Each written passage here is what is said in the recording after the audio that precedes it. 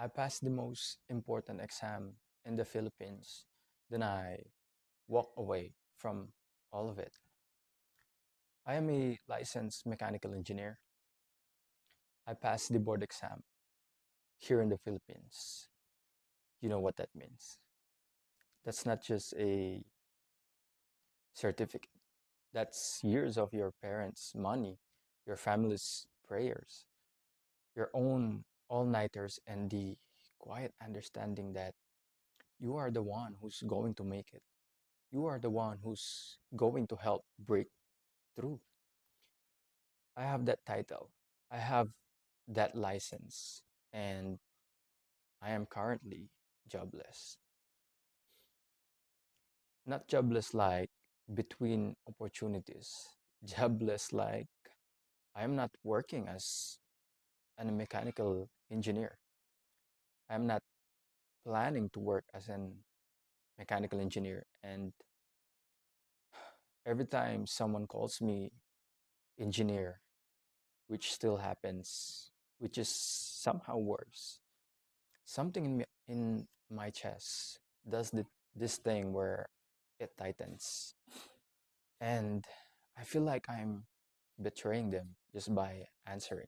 This video is about that feeling, about the sunk costs that almost kept me on the wrong train forever, and about why walking away, even when you can't fully explain where you're going next, might be the most honest thing you ever do.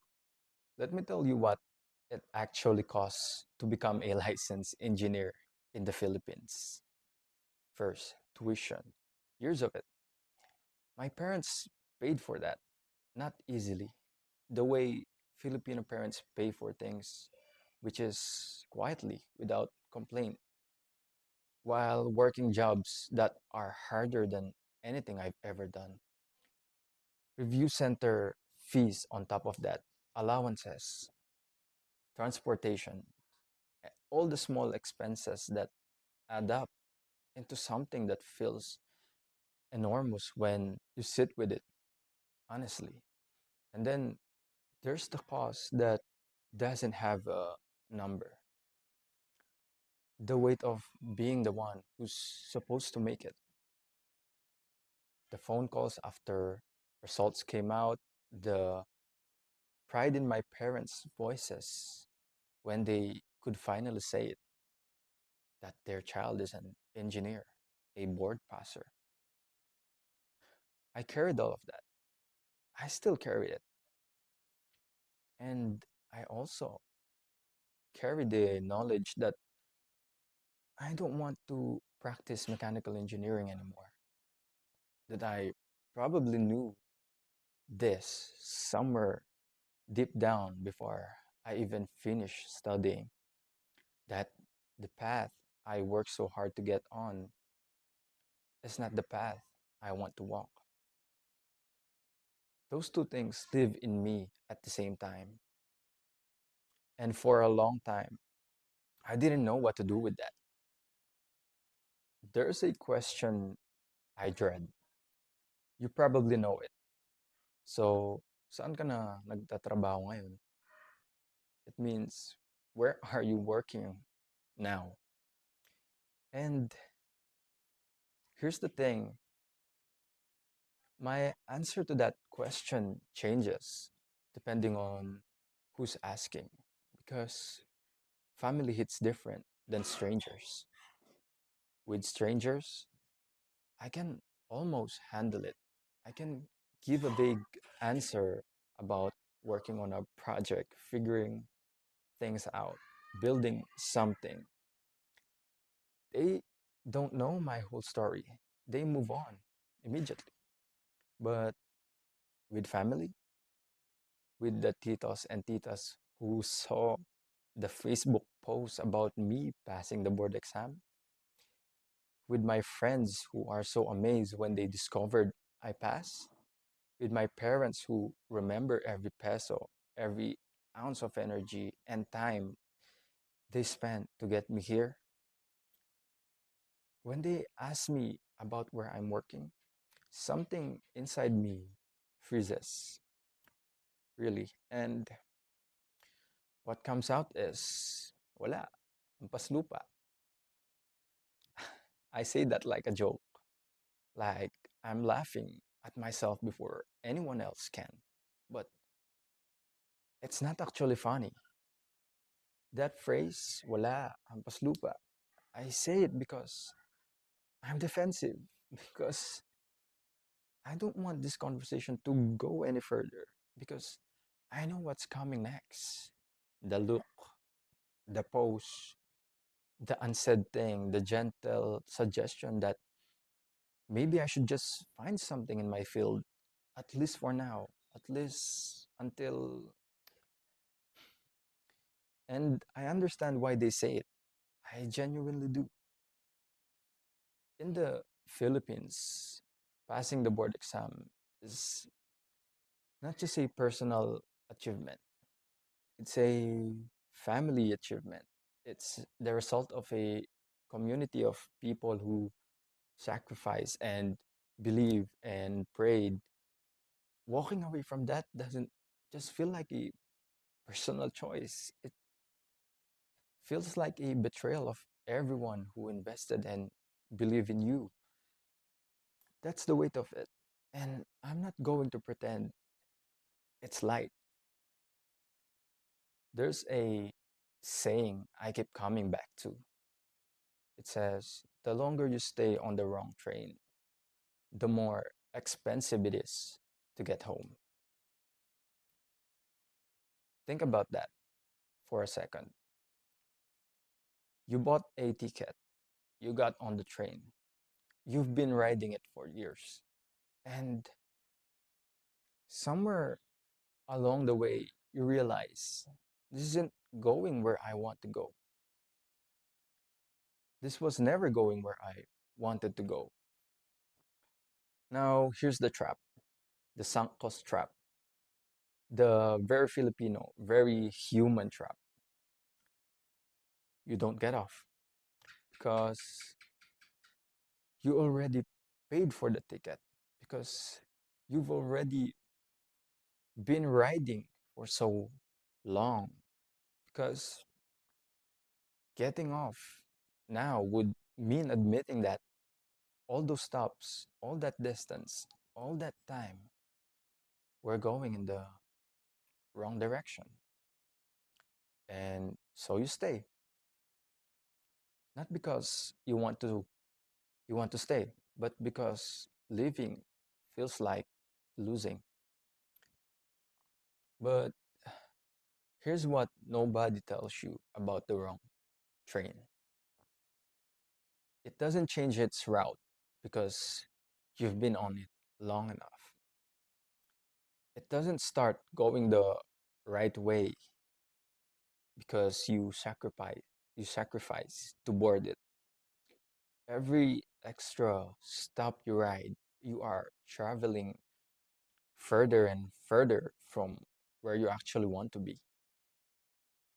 And when you finally do get off, and you will eventually, because you can only ride the wrong train for so long before something breaks.